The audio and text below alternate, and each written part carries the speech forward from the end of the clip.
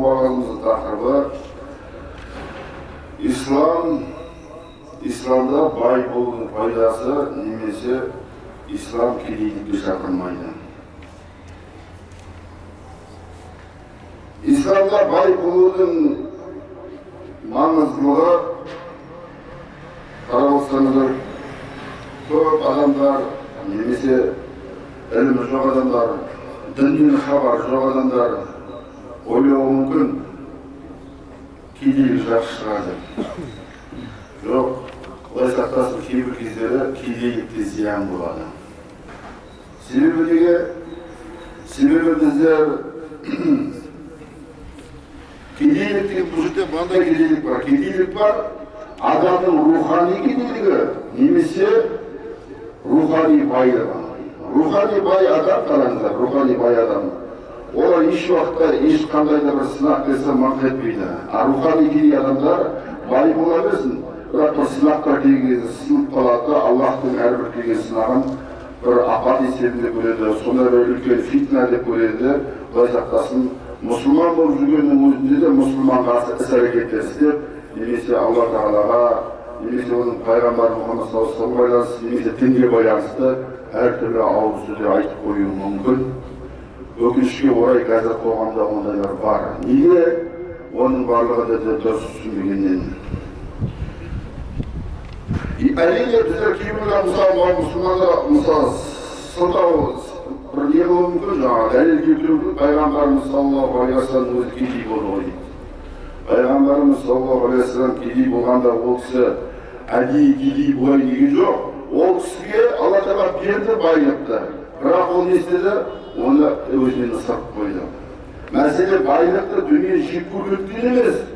Пайғамбарымыз саллаллаху алейхи ва салламға дүниеден бұрын сол кездегі сахабалары, адамзат баласының ұлы ұстаздары, сахабаларды тәрбиелеу жұмысы аса маңызды болған үшін, онан қалса Алла Тағаланың ең үлкен ауыр міндеті аса қастерлі, аса қасиетті кітабы Құран Кәрімді жеткізу бірінші орында тұрғандықтан дүниені ысырып қойды. Дүниені жек көргендіктен емес.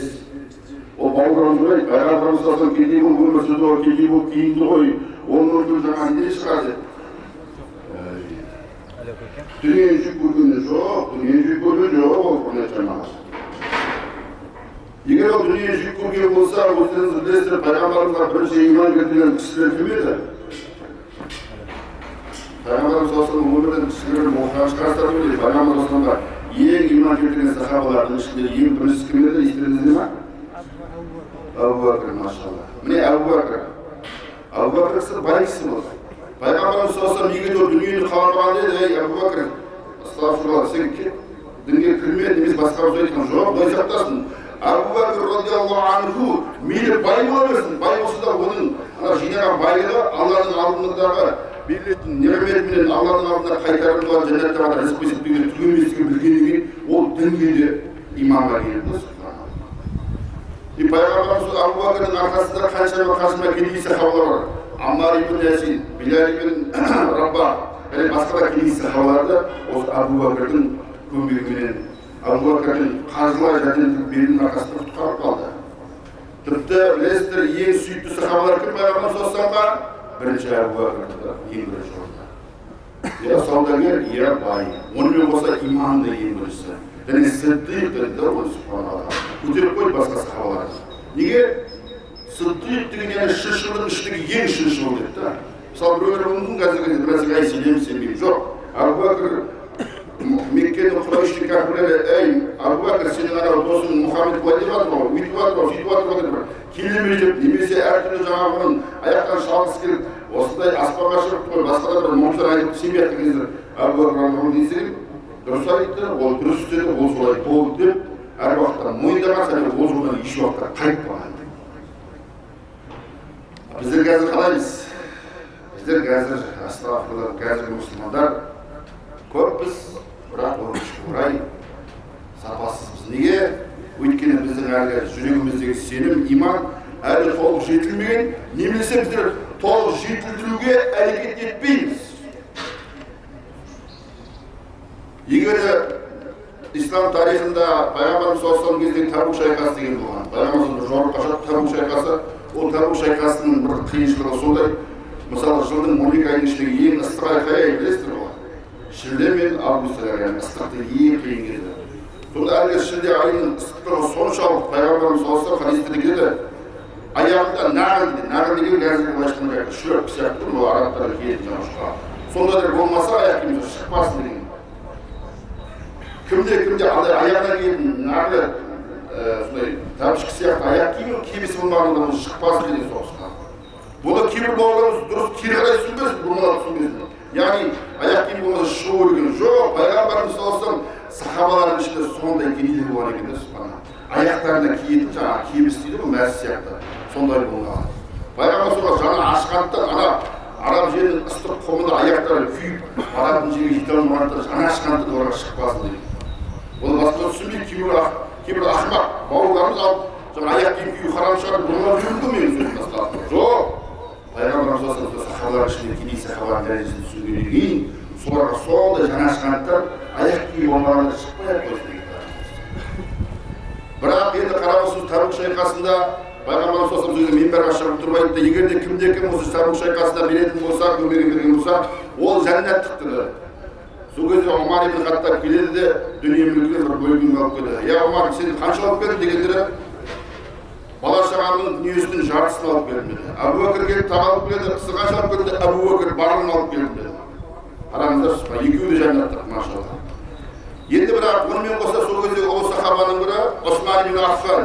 Сол кезде Медине қаласына оның керуені келе жатты, керуен деген қазіргі тілмен айтқанда товар ғой, мысалы фуралардың как бы несі сияқты, цепочкасы. Сол кездегі фура, қазіргі кездегі фура, сол кездегі түйе да. 100 түйесі товарымен Медине қаласына кіріп келе жатады. Осман ибн Аффан алды, я Расулаллах, мен осыны Алла жолындағы Табук шайқасына хадия еттім, садақа еттім. 100 түйені товарымен. Онан болса 1000 динар деген, ол 1000 алтын ақшада. Динар алтын ақша, дирхам күміс ақша. Мен соншада осы сенің жолыңа беремін. Сөйтіп, Алланың қалауыменен онан қасықты бір сахабалар дейді, Алқама деп айтылып келетін сахабалар дейді, олықтың нисфі сау дейді, сау деген 300 грамм болса, соның 150 грамм көлеміндей бидай дейді сарақа бар екен. Тіпті ең кедей сахабалар, я Расулаллах, мен бір финик, бір түйін тамыр, соның көлемінше берсең бола ма деген, я Расулаллах, ол да қабыл етеді. Ал осы сәтті пайдаланып, Медине қаласында кімдер болды? Медине қаласында білесіздер, мұнафықтар болды. Мұнафықтар мазақтай бастады. Мазақтабай қара деді, Абу Бәкір мен Омар анша берді, Осман анша берді, мына кейбір кедей сахаба осынша берді ғой деп қорлап жатқан кезде Алла тағала сол мұнафықтарға байланысты олардың әлгі шын ықыласпен беріп жатқан сахабалардың садақасын, хадиясын мазақ қылған себепті оларға ей мұнафықтар, сендерге тозақта ауыр азап болады деген аяттар түскен. Сол себепті құрметті жамағат, исламда бай болу үшін істеу керекпіз, бай болған жақсырақ. Көбісі ойлауы мүмкін, ислам жаңағы кедейшілік шығарып деп қана жаңағы айтып, кейбір кісілер отыр, дивана сияқты жүру, дәруіш сияқты жүру дейді. Жоқ. Дивана, дәруіш сияқты жүру, ол адамдардың дінді пайдаланып отырып, өзінің ақымақтық діндарлығының көрінісі. Диваналық пен дәруіштіктің дінге түпқатысы жоқ. Мысалдар бар, мен жаңағы дін намаз оқып жатырмын, болды, мен басқаны білмеймін дейді, үсті басы алба жұлба. Егер де баяғы революцияға дейінгі қазақ СССР тарихын болсын, басқа да тарихи бір суреттер қарасаңыздар, дәруіштер дивандар болсын, үсті басқа алба жұлба болып, жаңағы қолдарында бір таяқтар ұстап алады, астап дүниеден бетінде жүре береді, ақыр сонда жабай болып кетеді да астап. Шариғат бұны құптамайды. Исламда ондай жоқ. Исламда естіген адам бай болсын. Бай болғанымен қоймай, таратады дейді. Қаншадан қаншама адамдар бар, бай болады Аллаға шүкір, бай болады. Алла тағала сынақтың байлықты береді әрбір адамға. Бірақ та әлгі адамдар, кейбір сорлылар астағы байлық біткен кезде істейді, қазақтан мындай бір мақал болады. Жаман атқа жау бітсе, жанына торсақ байлатпас. Жаман адамға мал бітсе, жанына жан жуытпас дейді.